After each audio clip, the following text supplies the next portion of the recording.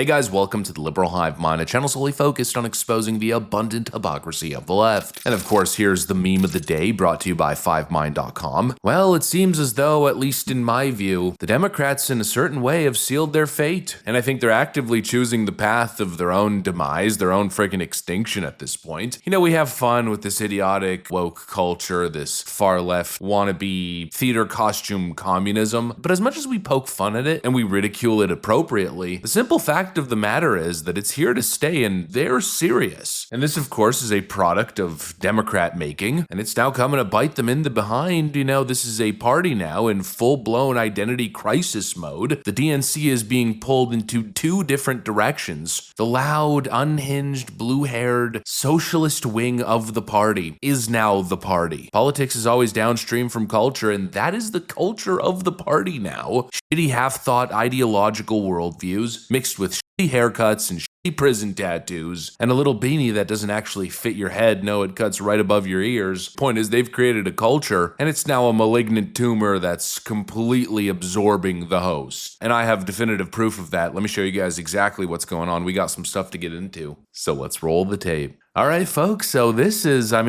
pretty much tells you everything. Here's the U.S. House voting to denounce socialism, and just take a look at the final tally. On this vote, the yeas are 285 and the nays are 98, with 2 answering present. The concurrent resolution is adopted. Without objection, the motion to reconsider is laid on the table. A majority of Democrats voted to oppose it. That's 98 Democrats not voting to denounce socialism. It's no longer fringe. And you also have to understand that socialism means the end of capitalism. It's an alternative worldview. The entire country was built on capitalism. You know, that's a pretty radical stance to take. And forever, the Democrats, they said it's not real, it's not true, we are capitalists through and through. The whole socialism thing, it's just a couple college kids. Well, now it's the mayor of New York City. It's the biggest left-wing influencers who control the conversation. They're the thought leaders with much more reach, influence, and impact than anything the corporate legacy media is doing these days. I mean, as much as you don't like Hassan, he's arguably more influential than CNN and MSNBC combined, especially when it comes to the next generation. And so now that's the grassroots of the left. And that's, of course, what the Democrats have to keep speaking to. They're locked in that position. And that's, of course, been the strategy. That was the purpose of the shutdown. Democrats have been celebrating this massive resurgence, right? They've juiced their own numbers in their own blue stronghold states on this November 4th election. But those are very localized wins, let's call it, localized W's. You cannot then extrapolate that to a national mandate or advantage. And of course, I think that's really where Democrats are in trouble right now. It's the Socialist Party. They can't even get their Pennsylvania Democrat senator on board for freaking anything these days. How is it that people feel so bleak? It's the right question to ask. And quite frankly, the only weaker party in all of this than Donald Trump are the Democrats themselves. The public looks at them and says they don't have solutions to anything. They know how to point to what's not going right, but they don't know how to solve it.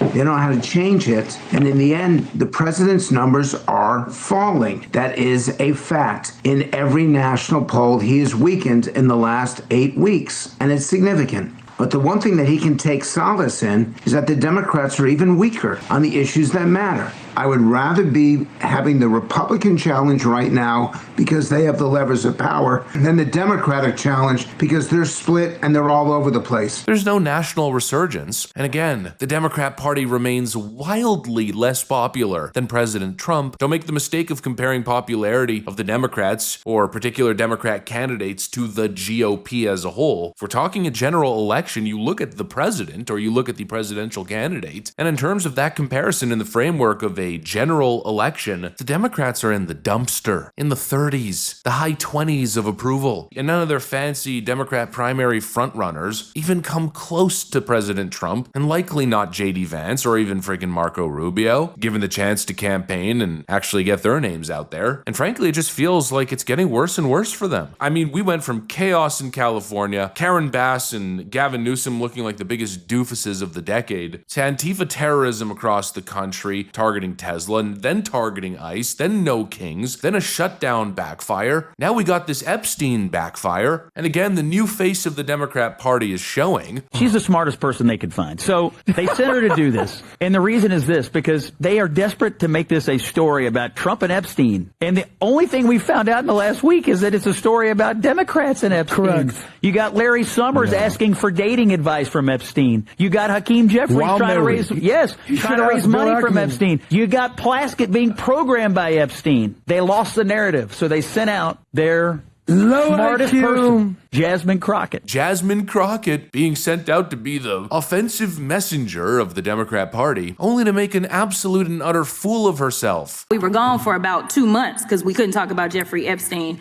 And now everybody wants to act as if they want to have like a real honest conversation about the victims and the survivors and everybody else. Where was this conversation a long time ago? Y'all love to go back and say that Joe Biden didn't do it. You know, Joe Biden is blamed for everything. Joe Biden didn't campaign on it. If y'all can run me the tape, then run me the tape. This was rope that y'all decided to yourselves with because the president campaigned on the Epstein files while we were campaigning on things such as affordability. I'm sorry, but like we don't have ethical like rules that say that you can't receive text messages or you can't respond to text messages, especially if somebody has a certain record and you can't do it in committee. We all be sitting on our phones and yes, people be texting. The audacity to decide that you want to strip a black woman of her committee assignment because she was texting with Epstein. Oh, and don't forget this little accusation on the House floor where she suggested that Lee Zeldin took Epstein money. You talked about Republicans taking money from a Jeffrey Epstein. Here's what you said. Who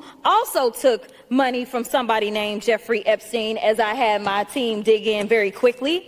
Mitt Romney, the NRCC, Lee Zeldin, George Bush, Win Red, McCain Palin, Rick Lazio. You mentioned Lee Zeldin there. He's now a cabinet secretary. He responded and said it was actually Dr. Jeffrey Epstein, who's a doctor that doesn't have any relation to the convicted sex trafficker. Do you want to correct the record on the people that Listen, I never said that it was that Jeffrey Epstein. Just so that people understand, when you make a donation, your picture is not there.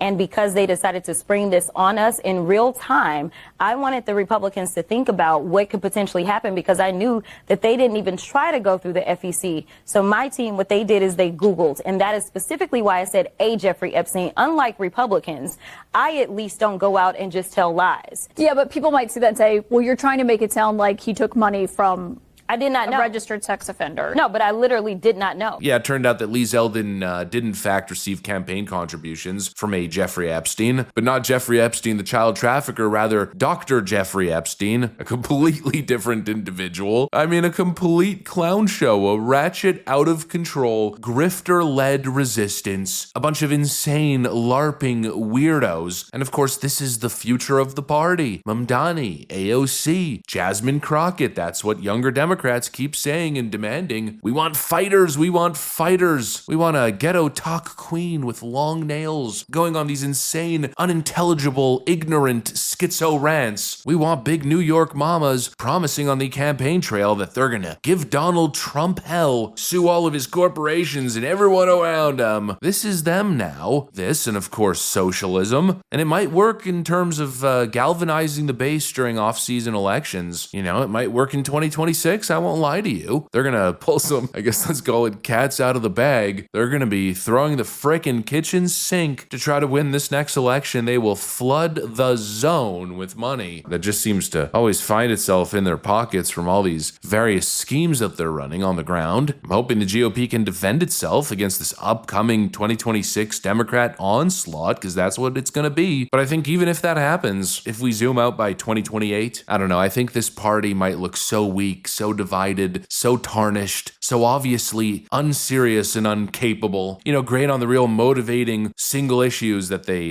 hammer into their lifelong blue anon voters. Oh, abortion, make sure you vote. You better freaking vote. I'll send you a freaking ballot. I'll bring it to your house. I'll use your lifeless body to sign the freaking ballot. We understand the Democrat strategy, but on the national conversation, I don't know. When people are actually tuned in to a presidential election to decide the real future of the nation, the Democrats have this socialism scourge. They've got Gavin Newsom and his friggin' coked up hand signals. They've got AOC meandering on TikTok, her constant little victimhood therapy sessions. I wonder what right Donald Trump stripped from her this week, or what horrible racist attack she's suffered. They've got friggin' Jasmine Crockett and her finger snaps and clicks. They've got Kamala Harris and her nervous Looney Tune frickin' ticks.